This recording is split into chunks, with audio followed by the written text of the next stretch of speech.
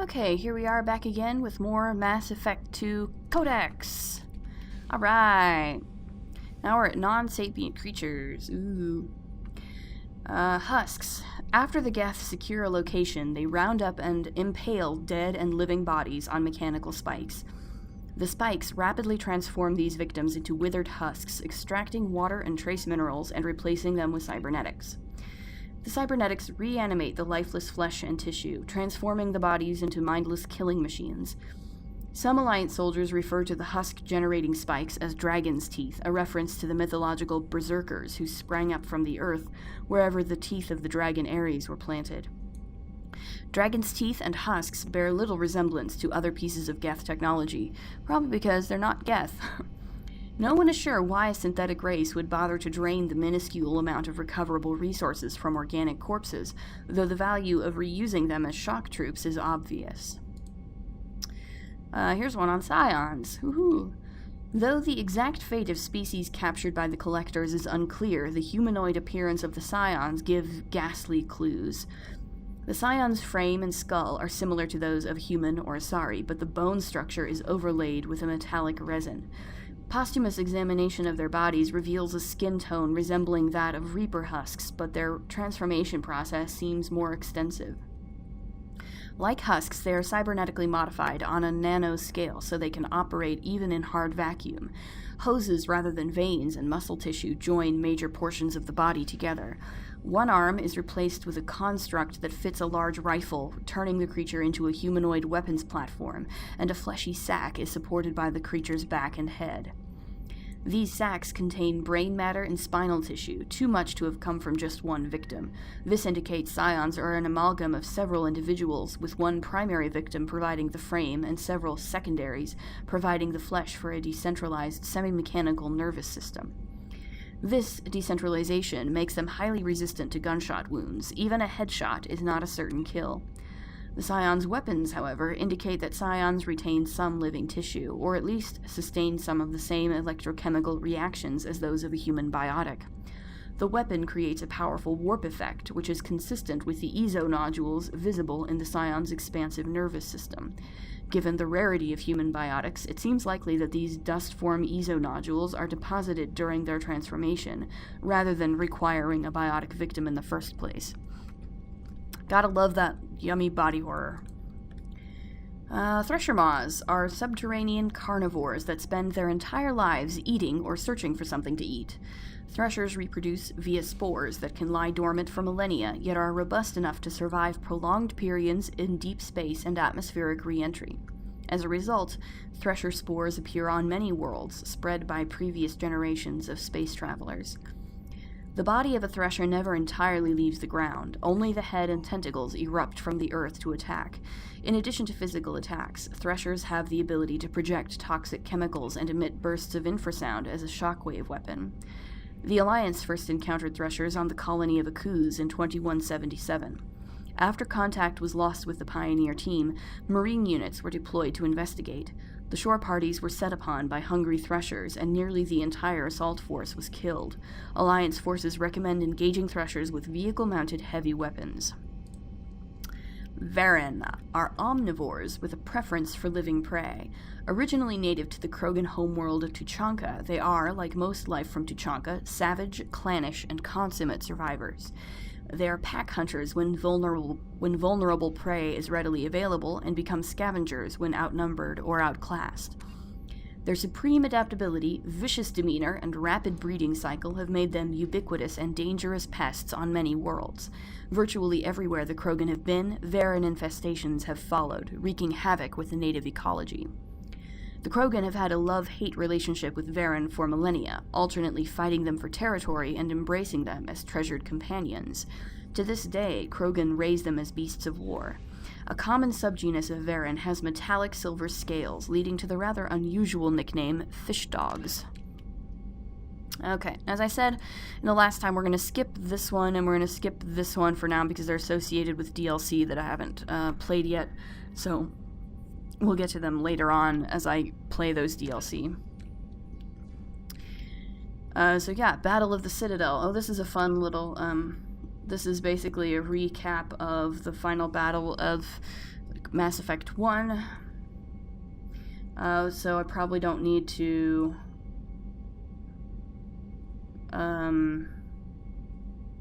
recap that, because if you have seen my Let's Play Mass Effect 1, you know what that is.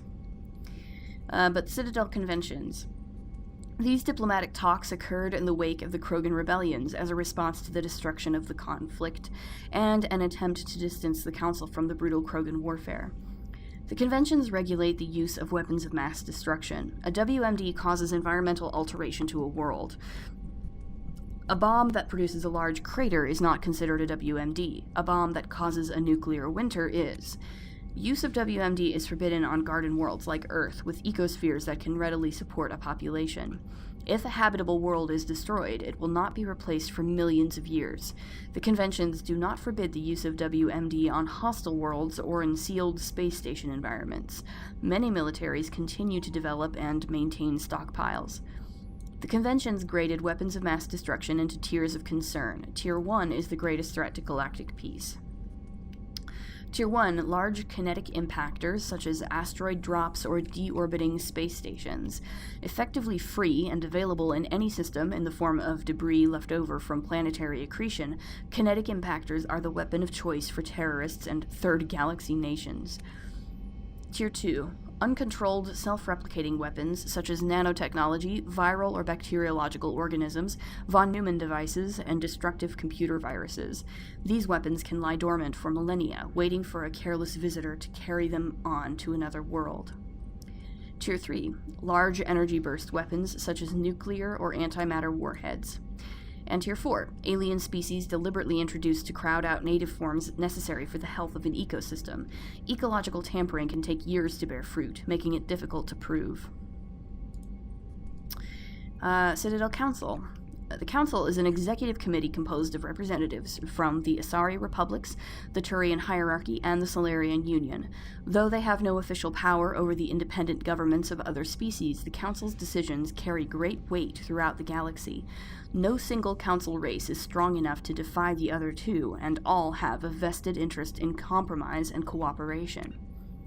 Each of the Council species has general characteristics associated with the various aspects of governing the galaxy.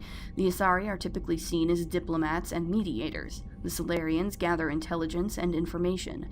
The Turians provide the bulk of the military and peacekeeping forces.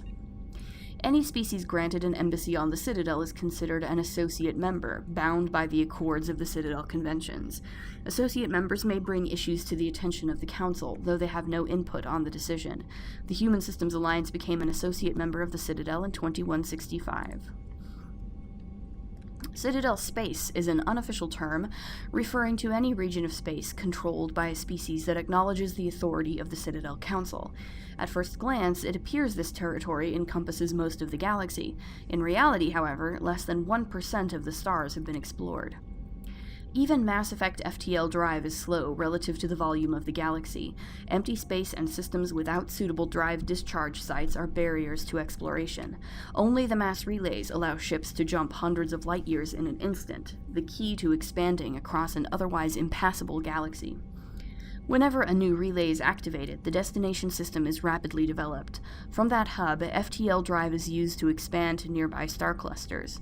The result is a number of densely developed clusters thinly spread across the vast expanse of space, connected by the mass relay network.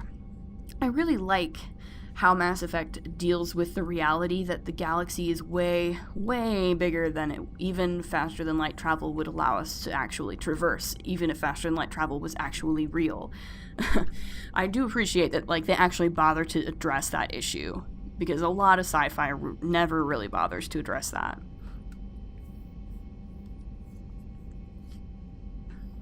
Okay. CSEC.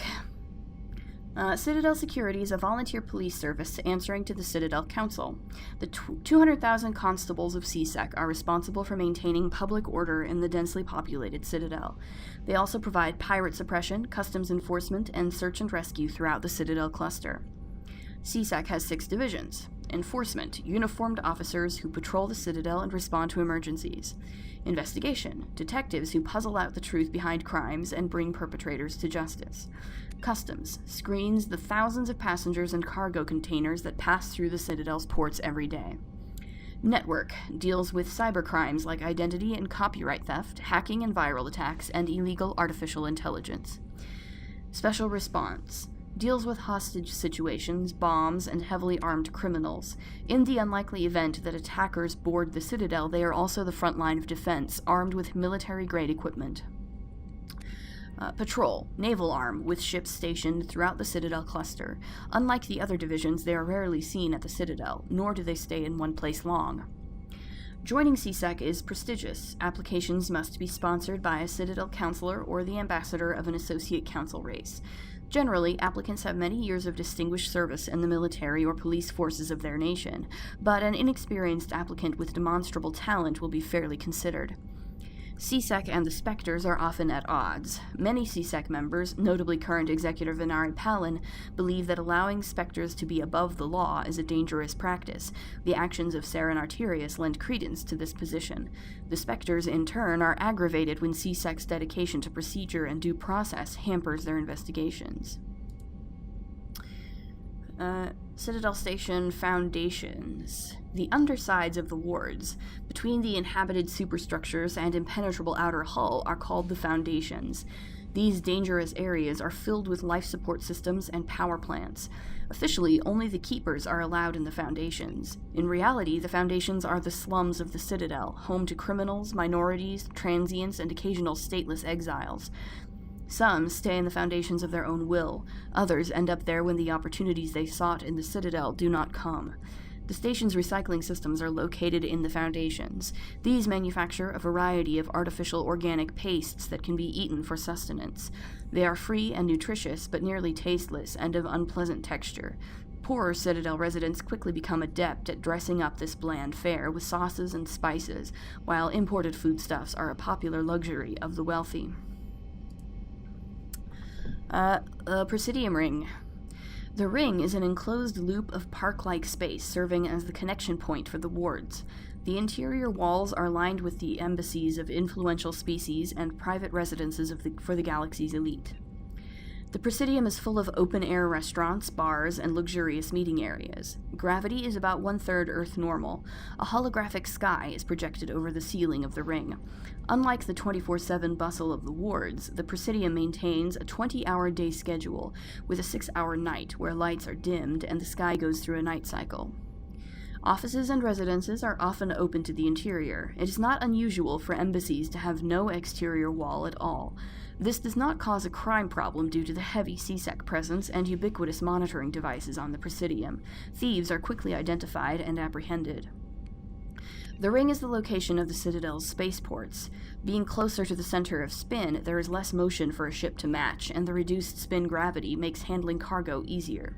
Hundreds of ships pass through the Citadel every day, and every species with an embassy is granted a private dock. The tower, at the center of the ring, holds the administration of the Citadel Council. The tower rises over 1 kilometer from the ring, appearing to thrust forward parallel to the ward arms. As the tower is at the center of the spin axis, it experiences little centrifugal force. Gravity is maintained using mass effect fields at a 90-degree angle to the ring and wards. A consular dock can be found at the base of the tower. While normally used for diplomatic couriers and Spectre business, the shuttles docked here can evacuate the council government in an emergency. Serpent Nebula.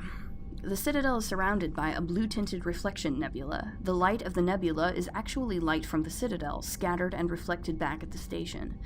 At first, the Serpent Nebula was assumed to be made of microscopic construction debris. Prevailing theory holds that the Protheans used molecular nanotechnology to manufacture the incredibly durable materials used in the Citadel. But unlike other nebulae, the Serpent does not dissipate over time. Therefore, it must be replenished constantly. The current popular theory is that the non-recyclable waste collected by the Citadel's keepers is somehow rendered down to the atomic or molecular level and ejected into the cloud. The thick nebula presents a navigation hazard. Beyond the relatively clear areas around the Citadel, electrical discharges are common. These are not blocked by kinetic barriers and can severely damage metal-framed starships. In addition, some dense knots of dust can overwhelm the repulsion of kinetic barriers on smaller ships. If such a vessel is moving fast enough at the time, the effects are similar to being hit by a sandblaster. Attempting to reach the Citadel through open space navigation is unadvisable. The only safe approach is through the various mass relays that orbit it. So there's the stats on the Citadel station, which I don't need to read, I don't think. But here's some interesting stuff on the ward arms.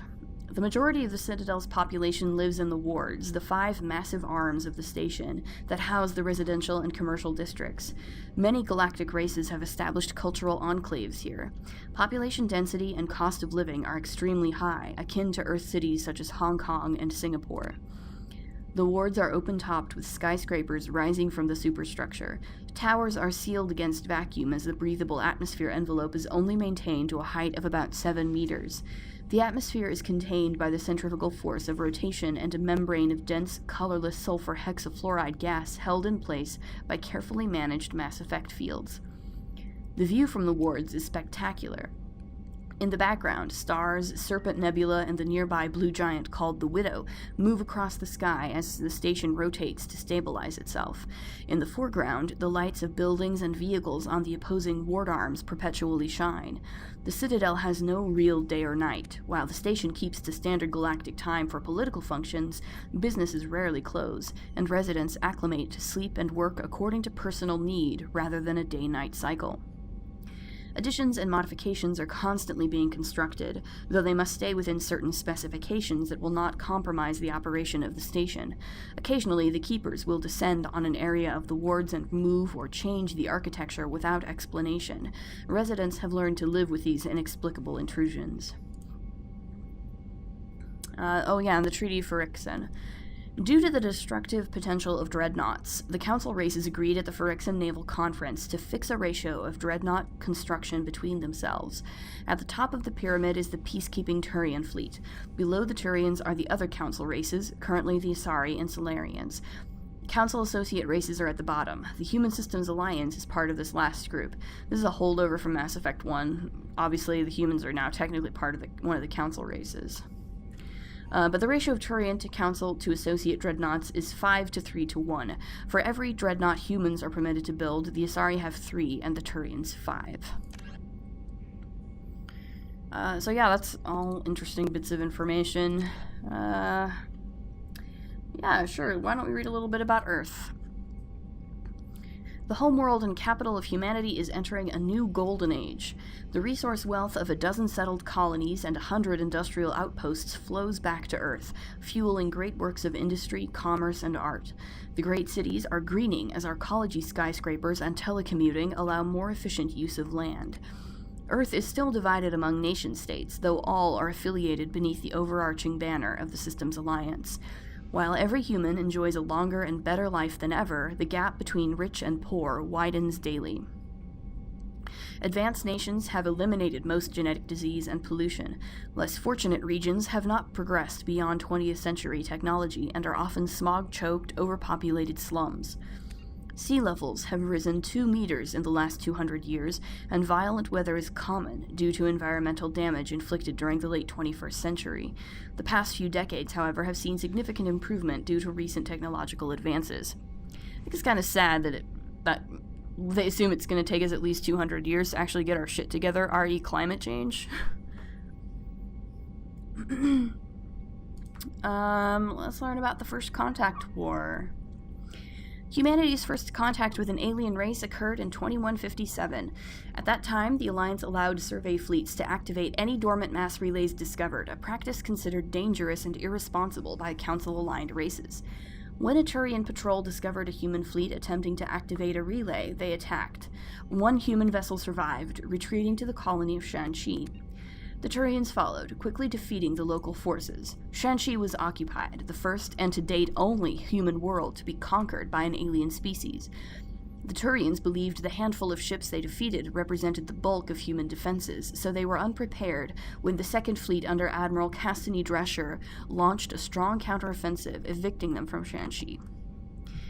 The Turians mobilized for full-scale war, drawing the attention of the rest of the galaxy.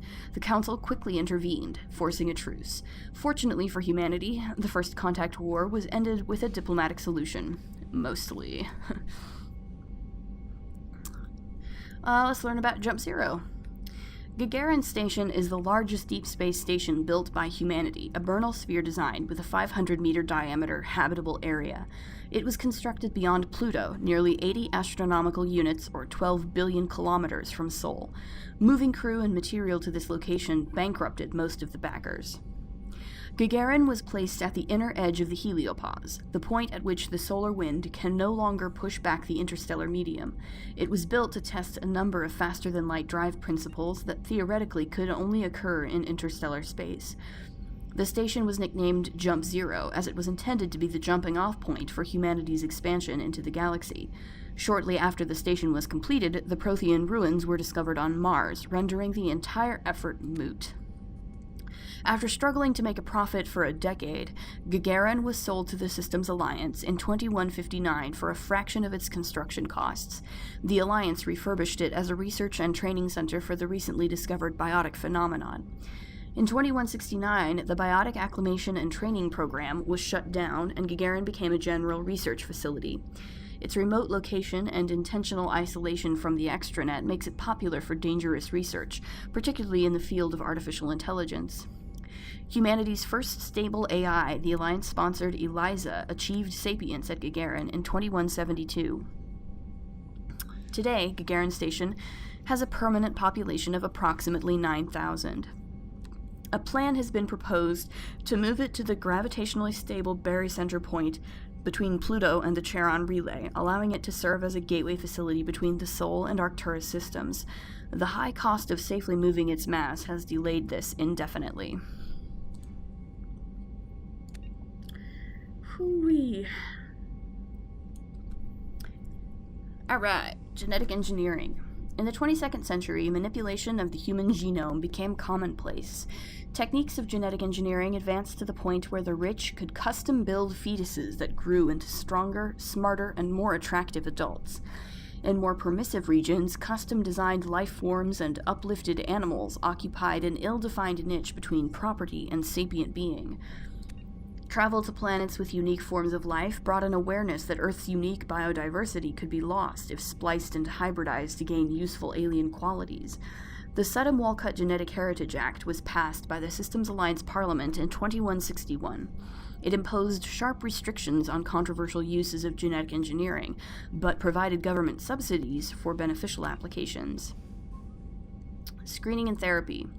Most governments provide free assessments and corrective therapy for genetic diseases in prospective parents. This has nearly eliminated everything from cystic fibrosis to nearsightedness.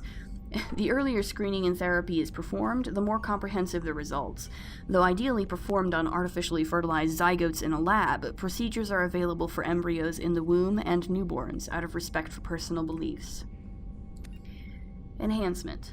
Improvement of natural human abilities is legal, but adding new abilities is not. Treatments to improve strength, reflexes, mental acuity, or appearance are permitted. Adding a tail or the ability to digest cellulose is not. Some genetic enhancement is provided for free to Alliance military recruits, but the average citizen must pay for the privilege. The process can take years to reach fruition in an adult. Engineering. Artificial hybridization of genes from compatible non-human species with human genetic code is illegal. Creation of designed life is broadly legal and mainly used for terraforming and medical applications, but sentient creatures are heavily regulated, and creation of sapient life is outlawed by both the Systems Alliance and the Citadel Council. Glad we got that taken care of.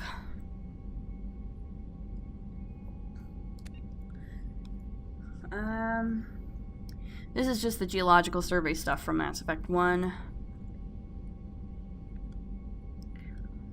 Systems Alliance military doctrine.